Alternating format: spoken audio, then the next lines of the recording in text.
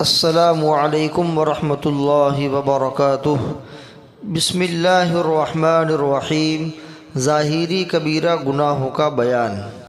Number 166، عدت پوری کرنے میں خیانت کرنا۔ زواجر جلد 2 صفحہ 101۔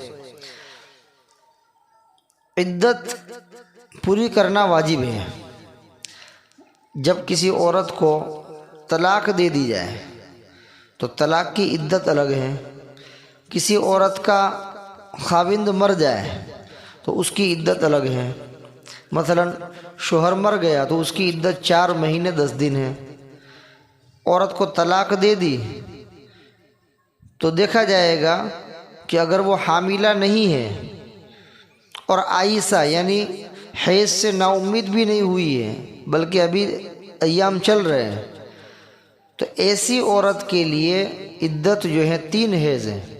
3 ماہواری مکمل ہونے کے بعد اس کی عدت پوری ہوگی، وہاں تک وہ عدت کے اندر بیٹھے گی۔ عائسہ ہے جس کو ماسک آنے کی کوئی امید ہی نہیں ہے بلکہ اب بند ہو گیا ہے، عمر ہو گئی 55-60 سال، اور اس کو اگر طلاق دے دی تو اس کی عدت 3 مہینے مکمل ہے۔ یا یہ کہ کوئی عورت عائسہ نہیں ہے لیکن بیماری کی وجہ سے ماہواری رک گئی ہے اور مسلسل بند ہو گئی ہے اب، تو ایسی عورت بھی 3 مہینے مکمل عدت گزارے۔ اور اگر کوئی عورت حمل والی ہے اور ایسی عورت کو طلاق دے دی تو اس کی عدت وضع حمل ہے، یعنی جب اس کے بچے کی ولادت ہوگی اس وقت اس کی عدت پوری ہوگی۔ اب مان لو کہ کوئی عورت حمل والی ہے، 1 مہینے کے بعد بچہ ہونے والا ہے، اتنے مہینے پہلے گزر چکے ہیں، اب 1 مہینہ قریب باقی ہے اور اس کو طلاق دے دی تو جیسے ہی 1 مہینے کے بعد ولادت ہوگی فوراً اس کی عدت 1 مہینے کے اندر ہی ختم ہو جائے گی۔ اور اگر پہلا ہی مہینہ شروع ہے، پہلا ہی مہینہ چل رہا ہے ابھی، اور اس کو طلاق دے دی تو ابھی اس کو 7-8 مہینے انتظار کرنا پڑے گا، اور جب وضع حمل ہوگا ولادت ہوگی اس وقت اس کی عدت پوری ہوگی۔ تو یہ طلاق کی عدت ہوئی۔ اور وفات کی عدت کہ اگر شوہر مر گیا ہے تو اس کی عدت 4 مہینہ 10 دن، اس کی عدت 4 مہینہ 10 دن ہے۔ اور یہ عدت عورت کے اوپر واجب ہے، چاہے طلاق کی عدت ہو چاہے وفات کی عدت ہو، اس کو گزارنا واجب ہے اور شرعی اصولوں کے مطابق اس کو پورا کرنا ضروری ہے۔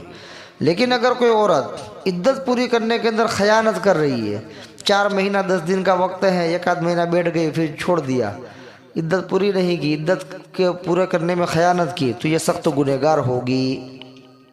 نمبر 167، عدت گزارنے والی عورت کا عدت پوری ہونے سے پہلے ہی بغیر شرعی عذر کے گھر سے باہر نکلنا۔ زواجر جلد 2 صفحہ 101۔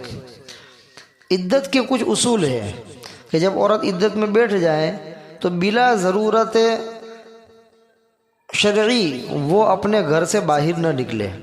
ہاں اگر کوئی ایسی ضرورت ہے جس کو شریعت برقرار رکھتی ہے، شریعت اس کو مانتی ہے، ایسی کوئی شرعی مجبوری ہے تو اس مجبوری کے تحت وہ عورت باہر نکل سکتی ہے۔ مثلا سرکاری کاغذات کے اندر سگنیچر کرنے کے لیے اس کو کسی جگہ آفس میں جانے کی ضرورت پڑے تو یہ ایک مجبوری ہے اور شریعت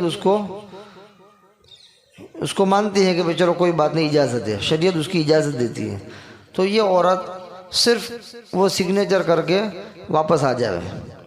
یا یہ کہ اس کے بچوں کو اسکول رکھنے لے جانے لانے والا کوئی نہیں ہے، اکیلی عورت ہے، اس کے کوئی رشتہ دار میں بھی یا اس کے کوئی قریب کے کوئی آدمی میں بھی ایسا نہیں ہے کہ جو اس کو بچوں کو اسکول رکھنے جاوے پھر لے آوے، اسی طرح سبزی لینے جاوے، ایسا کوئی آدمی نہیں ہے، اکیلی عورت ہے، یہ ایک مجبوری ہے، تو ایسی صورت کے اندر اس کو بقدر ضرورت باہر نکلنے کی گنجائش۔ لیکن کوئی آدمی بیمار ہے، اس کی عیادت کرنے جانا ہے، یا یہ کہ شاپنگ کرنے جانا ہے، کسی کی شادی آ رہی ہے تو کپڑے کی خریداری کرنے جانا ہے، تو اس کی اجازت نہیں ہے، اس کی اجازت نہیں ہے، وہ اپنے گھر کو نہ چھوڑے، اپنے گھر کے اندر پورا گھر سے مراد وہ جو روم ہے وہ مراد نہیں ہے، گھر سے مراد پورا گھر، یعنی چاروں طرف جو باؤنڈری ہے وہ پورا اس کا گھر ہے، چاہے اس کے اندر صحن ہو، فڑیا ہو، یا روم ہو، اس کے اوپر کا منزلہ ہو، یہ سارا اس میں داخل ہے. ٹیریس ہو وہ بھی اس کے اندر داخل ہے، تو وہ کہیں بھی جا سکتی ہے، اس میں کوئی وہ نہیں ہے.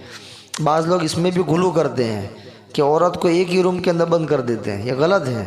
پورے مکان کے اندر چاہے فڑیا ہو، صحن ہو، روم ہو، کہیں بھی ہو، 10 روم ہے تو 10 روم میں کہیں بھی جا سکتی ہے.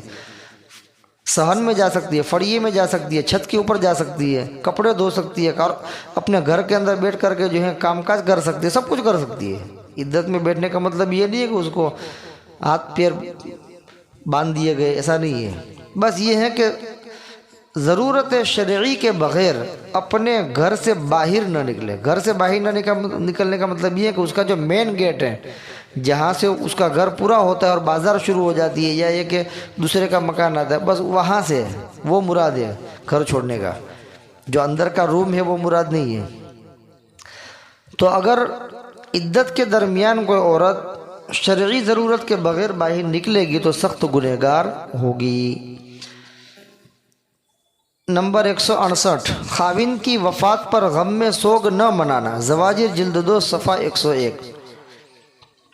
فائدہ: عورت کے سوگ منانے کا مطلب یہ ہے کہ زیادہ نہ ہنسے اور نہ بن سنور کر رہے، اور بلا مجبوری عدت مکمل ہونے تک گھر سے باہر قدم تک نہ رکھے. ایضاً